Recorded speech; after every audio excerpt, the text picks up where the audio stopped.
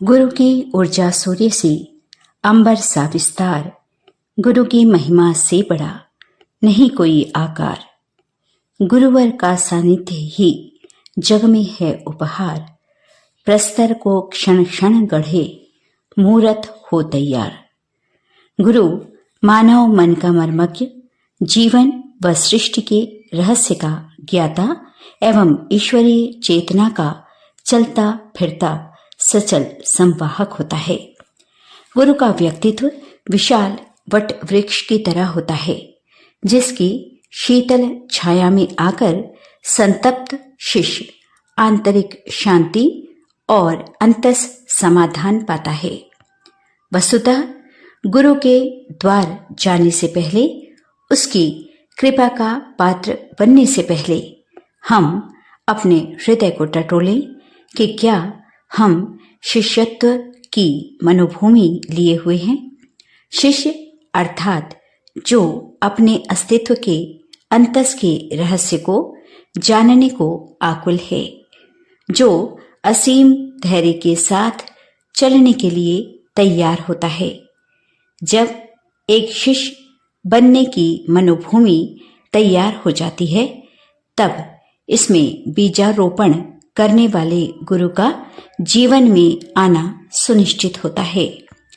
तात्विक रूप में गुरु तत्व सर्वव्यापी चेतना का प्रतीक होता है, लेकिन व्यावहारिक रूप में गुरु ईश्वर के प्रतीक, प्रतिनिधि और स्वरूप होते हैं। एक शिष्य के लिए वे शिव के समान होते हैं, जो उसकी अंतर्निहित शक्ति को जागृत कर उसे शिव तत्व की ओर बढ़ने का मार्ग प्रशस्त करते हैं। आध्यात्मिक जीवन में गुरु की आवश्यकता पग पग पर होती है। ईश्वर की ओर बढ़ने का मार्ग गुरु ही दिखाते हैं। गुरु मानव चेतना के मर्मज्ञ होते हैं। वस्तुतः वे शिष्य की प्रकृति के अनुरूप साधना मार्ग दिखाते हैं।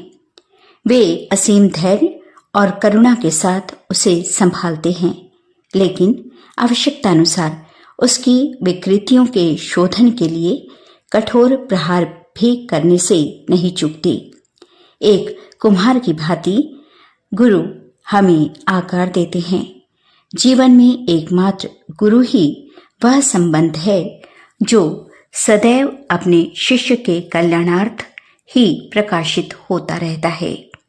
शिष्य के तम को अपनी कृपा से प्रकाश में परिवर्तित करने का कार्य गुरु के अतिरिक्त कोई नहीं कर सकता।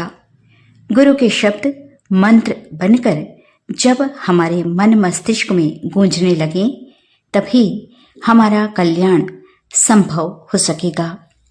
गुरु सत्य है, उनकी कृपा शिव है और भावना सुंदर है।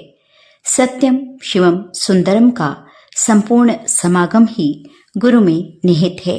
इसलिए गुरु संपूर्ण है, गुरु अशेष है, सर्वज्ञ है। वे सदैव शिष्य के कल्याण हेतु अवतरित हो उन्हें सुख और शांति का आशीर्वाद देते हैं। इसलिए जीवन में जब हमें गुरु की कृपा में भी कृपा की अनुभूति होने लगे, तब जीवन में शिष्यत्व आने की संभावना प्रबल हो जाती है।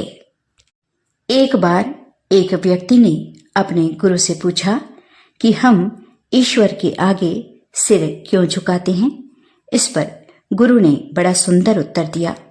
हमारी चिंताएं हमारे मस्तिष्क में निवास करती हैं, और जब ईश्वर के आगे सिर झुकाकर प्रणाम करते हैं, तो वे चिंताएं हमारे मस्तिष्क से गिरकर ईश्वर के चरणों में पहुंच जाती हैं और हम चिंताओं के बोझ से मुक्त हो जाते हैं।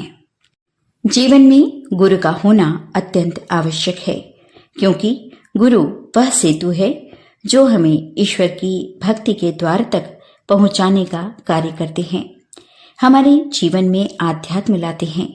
आध्यात्म का अर्थ अपनी आत्मा या अपने जीवन का अध्ययन एवं उत्थान है।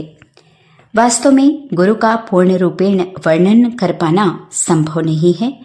गुरु की महिमा शास्त्रों में भी ईश्वर से भी बड़ी बताई गई है। वर्तमान संदर्भ में गुरु की विविध श्रेणियां दिखाई देती हैं। एक शिक्षक के रूप में जो स्कूलों में शिक्षा देते हैं, एक आचार्य के रूप में जो अपने आचरण से शिक्षा देते हैं, कुलगुरु जो वर्णाश्रम धर्म के अनुसार संस्कार ज्ञान देते हैं, दीक्षा गुरु जो परंपरा का अनुसरण करते हुए अपने गुरु के आदेश पर आध्यात्मिक उन्नति के लिए मंत्र दीक्षा देते हैं। किसी भी क्षेत्र में मार्गदर्शन प्राप्त करने हेतु गुरु का होना अत्यंत आवश्यक है। यही सूत्र अध्यात्म के क्षेत्र में भी लागू होता है। अध्यात्म सूक्ष्म स्तरीय विषय है, अर्थात बुद्धि की समझ से परे है। गुरु सभी धर्मों और संस्कृतियों के मूलभूत आध्यात्मिक सिद्धांतों का ज्ञान देते हैं। ईश्वर द्वारा निर्मित मनुष्य प्राणी में मन और बुद्धि होते हैं। इनका कब, कैसा, कहाँ सार्थक उपयोग करना चाहिए, इसका ज्ञान गुरु के द्वारा ही प्राप्त होता है। अतः हमें जीवन की आध्यात्मिक यात्रा में भी गुरु के मार्गदर्शन की आवश्यकता है। गुरु की विशेषता यही है कि वे हमें सांसारिक जीवन से साधना पथ की ओर मोड़ते हैं। गुरु हमें आध्यात्मिक स्तर के अनुसार अर्थात ज्ञान ग्रहण करने की क्षमता के अनुसार हमारा मार्गदर्शन करते हैं एवं हमारे बुद्धि और चित्त में लगन, समर्पण भाव, जिज्ञासा, दृढ़ता, अनुकंपा, दया जैसे गुण विकसित करने में सहायता प्रदान करते हैं। ये सारे गुण अच्छा साधक और मनुष्य बनने के लिए महत्वपूर्ण होते हैं। गुरु ही वह तत्व है जो मनुष्य को आत्म कल्याण और लोक कल्याण के व्यवहार का मार्ग निर्देशन करते हैं। मनुष्य की व्यावहारिक धारणाओं की भी सुसमीक्षा गुरु के द्वारा ही होती है। हम जीवन को भली भांति जी सके, इसलिए गुरु हमारा सब प्रकार से संरक्षण करते हैं।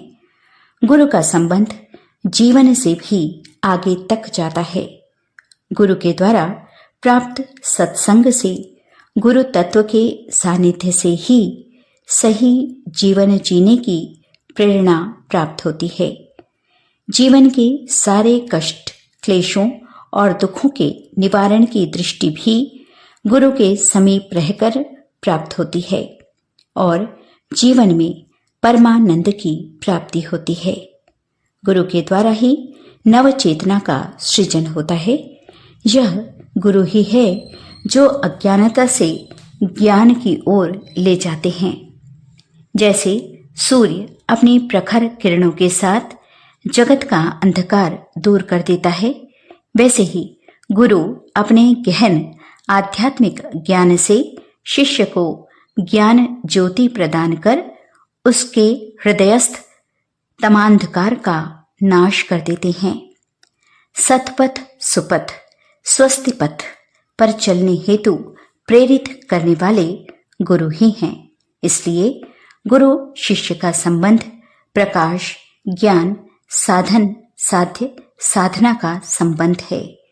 भक्त अथवा शिष्य के प्रत्येक कार्य के पीछे एक अदृश्य शक्ति गुरु की ही होती है।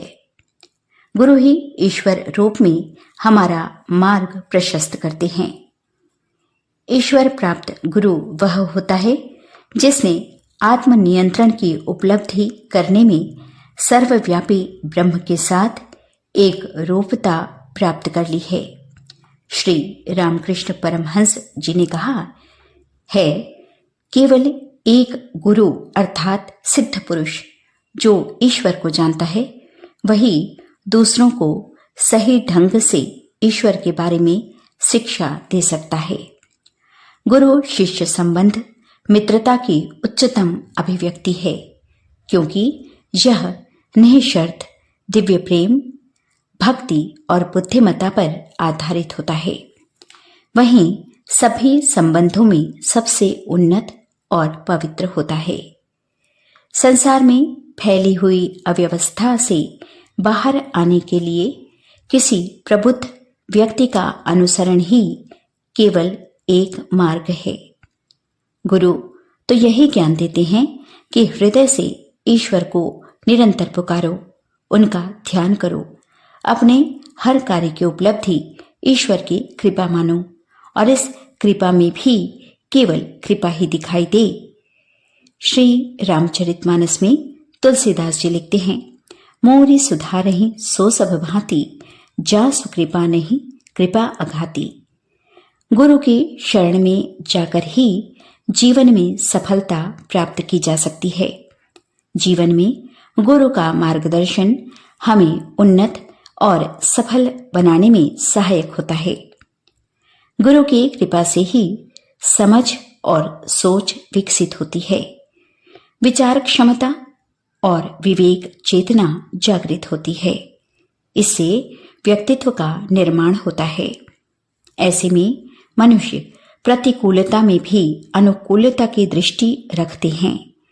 गुरु की कृपा और दिशा के बिना व्यक्ति पथ के पत्थर से अपना पैर चोटिल कर सकता है, जबकि गुरु की कृपा से विवेक प्राप्त व्यक्ति उसी पत्थर को सीढ़ी बनाकर अधिक ऊंचा उठने में उसकी सहायता ले लेता है। जीवन में गुरु का निर्देश हमारे जीवन को व्यवस्थित क्रम, सुदृढ़ जीवन शैली और विचारों को उत्कृष्टता प्रदान करता है।